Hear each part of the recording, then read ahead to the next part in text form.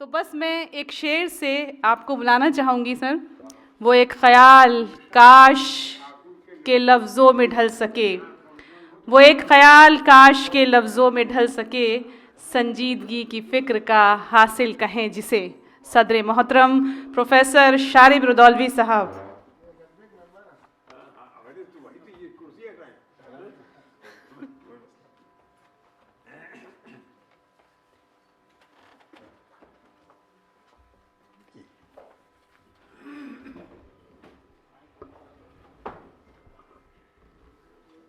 शुक्रिया प्रोफेसर रेशमा परवीन साहिबा।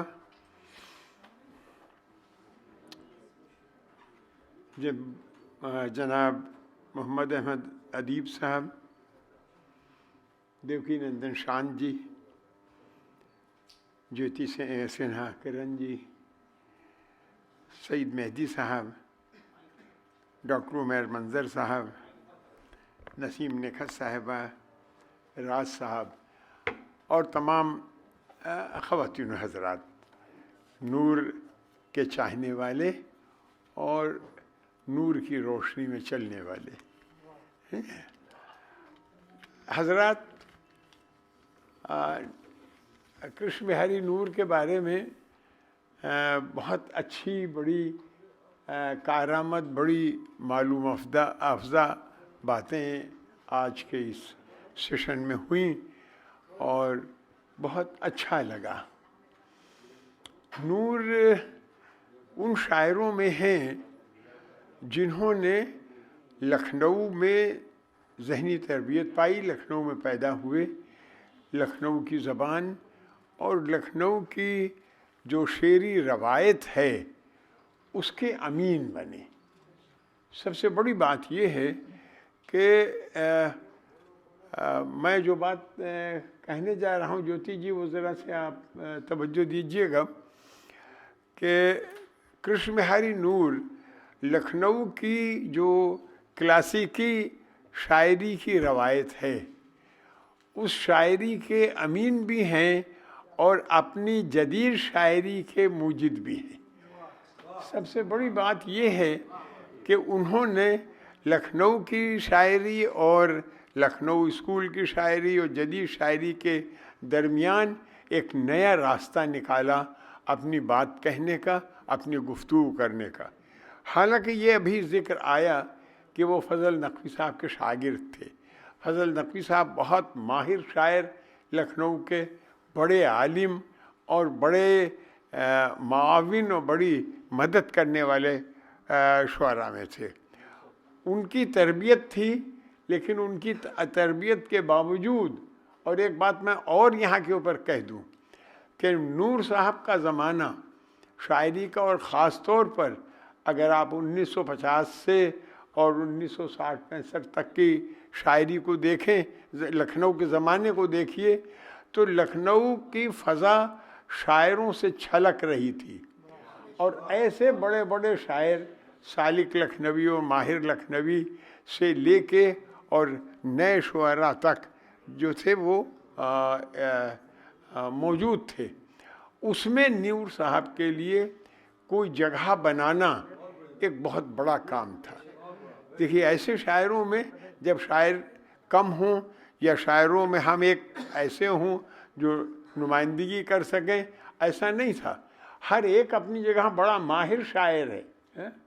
सालिक साहब, सिराज साहब माहिर लखनवी, और उधर एक जदीद लहर से हमारे आनंद नारायण मुल्ला भी हैं और मजाज भी हैं और दूसरे शुअरा भी हैं। तो इस तरह से अगर आप देखें तो लखनऊ की फ़ज़ा जो है वो शायरी से छलक रही थी। उसमें हमारे कृष्ण बिहारी नूर ने अपनी शायरी के लिए एक रास्ता निकाला और वो ऐसा खूबसूरत रास्ता था। ये दो चीज़ें यकजा की। उन्होंने इजहार का पैमाना तो क्लासिकी लिया, अल्फाज क्लासिकी नहीं लिए। उन्होंने अल्फाज को अपने तौर पर जो रोज़मर्रा की ज़बान में इस्तेमाल होते थे उन अल्फाज को इस्तेमाल किया। आपने इतने अशार सुने, अभी हमारे उमैर साहब ने बहुत अच्छे अच्छे अशार उनके सुनाए बहुत अच्छा मजमून। सबसे बड़ी बात यह है कि उन्होंने लिखा है उनकी शायरी पर। तो मैं ये कह रहा था कि उन अशार को सुनकर आपको कैसा लगा?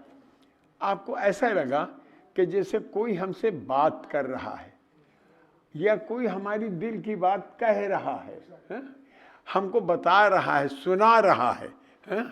ये कैफियत शायरी की वो कैफियत है जो किताबों से शेर को दिल तक लाती है। वरना शायरी किताबों में रह जाती है, दिल तक नहीं आती है शायरी। तो दिल तक लाने वाली शायरी जो है वो उन अल्फाज का इस्तेमाल है, उन बातों का इस्तेमाल है, और उस लफ्ज़ के मानी को महसूस करना है। सबसे बड़ी बात ये नहीं है कि नूर बहुत आसान शायर थे, बिल्कुल गलत बात है। नूर आसान शायर नहीं है। नूर का एक एक शेर ऐसा है कि आप उसके बारे में दिन भर सोचते रहें और लिखते रहें कि इसमें कितने पहलू निकलते हैं, कितने पहलू। अभी मेरे सामने कहा दायर का लफ्ज़ इस्तेमाल किया, कई चीज़ों को अल्फाज इस्तेमाल किए। आप अगर आप देखें, आपने पहली बार आपने सुना, आपने कहा वाह, जाहिर है पहला तासुर उसका ये था।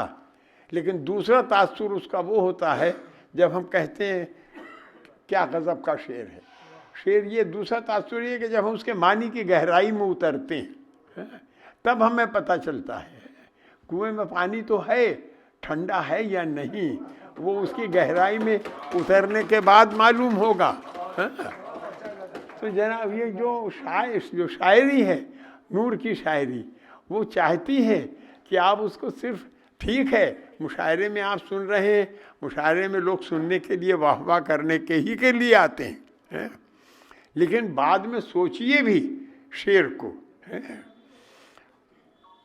अब आप देखिए, मैं एक दो शेर पढ़ूं तब आपसे बात करूं। अपने होने का सबूत और निशा छोड़ती है, अपने होने का सबूत और निशा छोड़ती है, रास्ता कोई नदी यूं ही कहाँ छोड़ती है। तो आपने सुना, बहुत अच्छा शेर लगा हमने। लेकिन सवाल ये है कि अगर आप इसको ज़िंदगी के पैमाने पर देखें तो आपका हर नक्श कदम दूसरे आने वाले के लिए रहनुमा बनता है कि इस रास्ते से कोई गुजरा है। ये शायरी ऐसी नहीं, इस रास्ते से कोई गुजरा है। जैसे नदी गुजरने के बाद भी मालूम होता है कि यहाँ से कभी पानी बहा था। हमारे लोग जब चांद के ऊपर पहुँचे तो उन्होंने कहा लगता था कि कभी यहाँ पानी था। यानी आज भी इसके निशानात मौजूद थे। तो अल्फाज वो निशान है, ये ज़िंदगी वो निशान है कि जिस तरह गुज़रती है आप अपने नक्श कदम छोड़ रहे हैं या नहीं छोड़ रहे हैं, बात उन नक्श कदम की है। लिहाजा ये जब हम अशार इस तरह के सुनते हैं, सोचते हैं, तो मैं ज़्यादा अशार नहीं, बहुत सी हो गई। ज़िंदगी रात है, मैं रात का अफसाना हूँ। ज़िंदगी रात है, मैं रात का अफसाना हूँ, आपसे दूर ही रहना है सहर होने तक। ये आपसे दूर ही रहना है सहर होने तक, ये जो है, इस कैफियत को महसूस करने की बात है कि शायर किस कैफियत को किस तरह से नज़्म कर रहा है। ज़िंदगी के बारे में नूर ने बहुत सोचा था।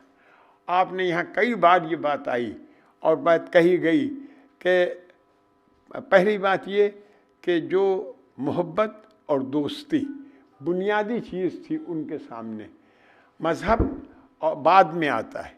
बुनियादी चीज़ है मोहब्बत। अगर मोहब्बत आप किसी से नहीं कर सकते तो मज़हब जो है वो आपका कुछ नहीं।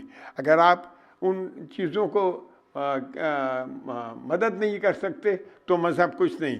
ये बात बार बार हमारे कृष्ण बिहारी नूर की शायरी में आती हैं।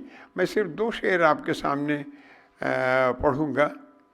कैसे अवतार कैसे पैगंबर, कैसे अवतार कैसे पैगंबर, ऐसा लगता है अब खुदा ही नहीं।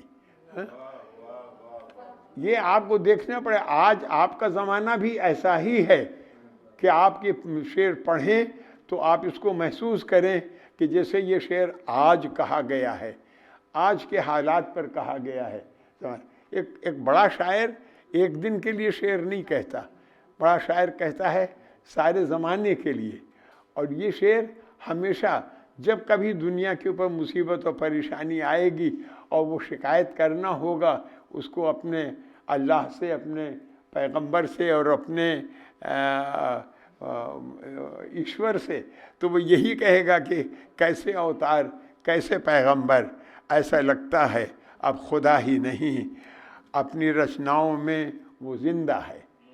बहुत ये ताली नहीं है, ताली यानी अपनी तारीफ में नूर ने नहीं कहा है, लेकिन ये एक वाक़या है कि अपनी रचनाओं में वो जिंदा है।